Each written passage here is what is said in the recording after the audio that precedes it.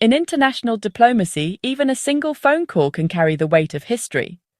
It can represent a turning point, a moment when the possibility of change flickers into view, however briefly. Such a call can break years of silence and mistrust, offering a rare chance for dialogue where there was only distance before. Just yesterday, Iran's Foreign Minister Abbas Araghchi and the UK's Foreign Secretary Yvette Cooper spoke directly. A rare event after years of tension and diplomatic deadlock. For years, London and Tehran have mostly communicated through intermediaries, relying on third parties to relay messages. Direct talks between the two capitals have been almost non-existent, with both sides wary of making the first move. This call was a deliberate step to open a long-closed channel, signalling a willingness to engage despite deep-seated differences. It came after renewed UN sanctions on Iran and a recent military flare-up in the Middle East, events that have only heightened the urgency for communication. For both ministers to pick up the phone was a small but significant break from confrontation, a gesture that required courage and trust, even if only for a moment. The call wasn't about instant solutions or sudden friendship. No one expected decades of suspicion to vanish overnight. Instead, it was about re-establishing a direct link between two key figures, creating a space where future conversations might take root. Both sides later agreed on the need for more consultations, a promise to keep talking, to keep the lines open, even when progress is slow. In a relationship defined by distrust, even agreeing to talk again is a meaningful breakthrough. It's a signal to the world that dialogue is still possible. It's a fragile first step on a long, uncertain road, one that will require patience, persistence, and a willingness to listen. Sometimes, the act of dialogue itself is the most important move. In diplomacy, even the smallest gestures can lay the groundwork for lasting change. This phone call stands out because it happened amid near-constant friction. UK-Iran relations have been caught in regional conflicts, nuclear disputes, and historical baggage. Official communication has often been reduced to public condemnations. This direct conversation was a crack in the wall of silence, a willingness to engage in real diplomacy. The call also touched on the case of Lindsay and Craig Foreman, a British couple detained in Iran, giving hope to their families. Direct channels allow for clarifications and warnings, reducing the risk of miscalculation. While this call solves nothing on its own, it opens the door to further talks and the possibility of progress. Details of the call revealed starkly different priorities, highlighting the deep divide between the two capitals. For the UK's Yvette Cooper, the focus was Iran's nuclear program and the fate of detained British citizens. She emphasized the urgency of addressing both issues, making it clear that progress on one could not come at the expense of the other. She urged Iran to cooperate fully with international inspectors, stressing the importance of transparency and compliance. At the same time, she pressed for the immediate release of the Foremans, whose detention has become a rallying point for human rights advocates in the UK. Iran's Abbas Araghchi, meanwhile, criticised the UK and its European partners for triggering UN sanctions, accusing them of undermining trust and escalating tensions. Tehran sees itself as responding to Western failures, not causing them. Iranian officials argue that their actions are defensive, a reaction to what they perceive as broken promises and unfair pressure from the West. Araghchi insisted Iran is open to diplomacy, but only on the basis of mutual respect. He warned that any talks must recognize Iran's sovereignty and legitimate interests. Notably, Iran's official statements ignored the Foreman's case, treating it as an internal matter and refusing to acknowledge international pressure on the issue. Tehran's message was clear: we will talk, but not under pressure or dictation. They want negotiations on their own terms, without what they see as interference. These contrasting accounts show just how far apart the two countries remain, not just in policy, but in perspective and trust. Even when speaking, their narratives barely overlap, with each side emphasizing its own grievances and demands.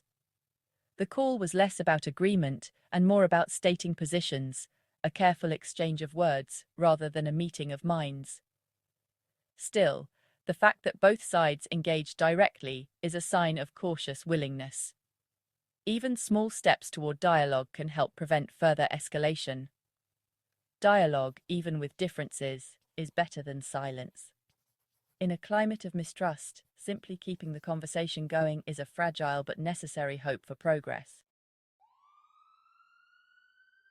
Two issues dominated the call: Iran's nuclear program, which has long been a source of international anxiety and debate, and the fate of Lindsay and Craig Foreman, a British couple whose story has captured public attention.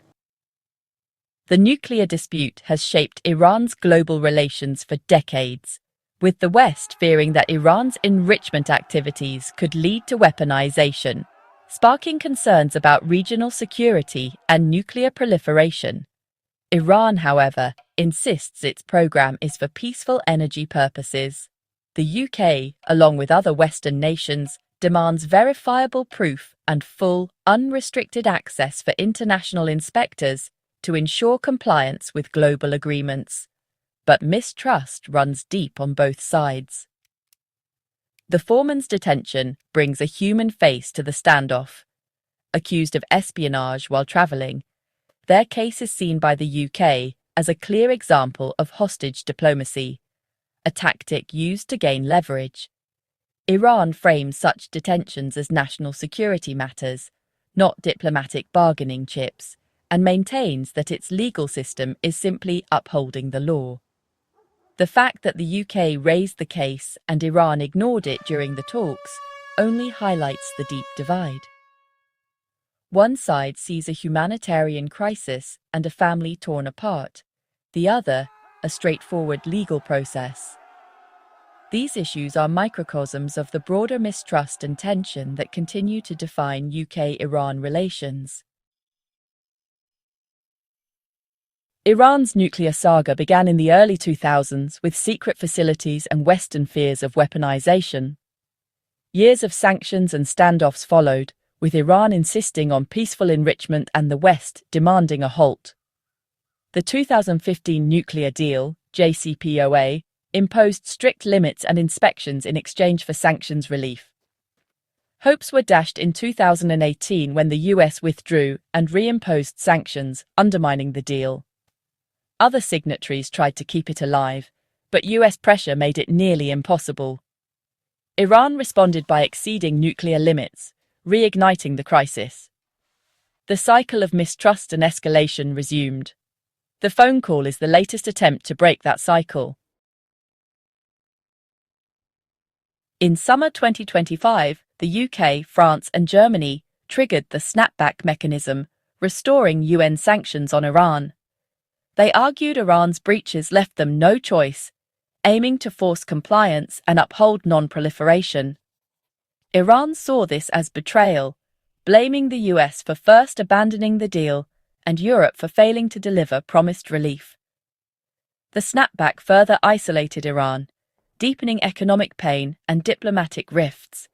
For Tehran, it was a political move, not a legitimate enforcement. The revived sanctions closed the door on the 2015 deal, leaving a diplomatic vacuum.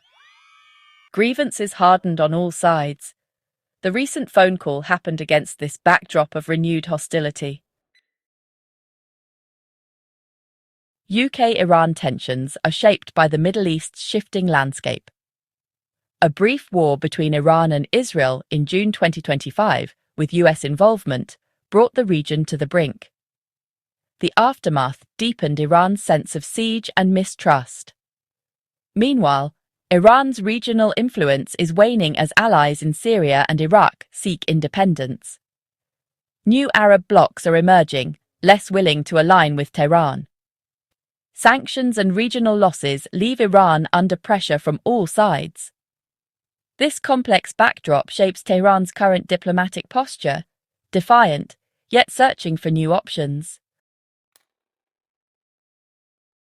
Iran's foreign policy is shaped by severe domestic crises. Human rights abuses, highlighted by high-profile arrests and executions, draw global condemnation. Environmental disasters, floods and water shortages, threaten stability. Sanctions worsen these problems, limiting access to vital resources. The government faces economic hardship, social unrest, and legitimacy challenges.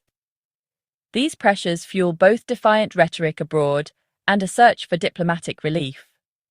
Internal struggles make external engagement both more difficult and more necessary.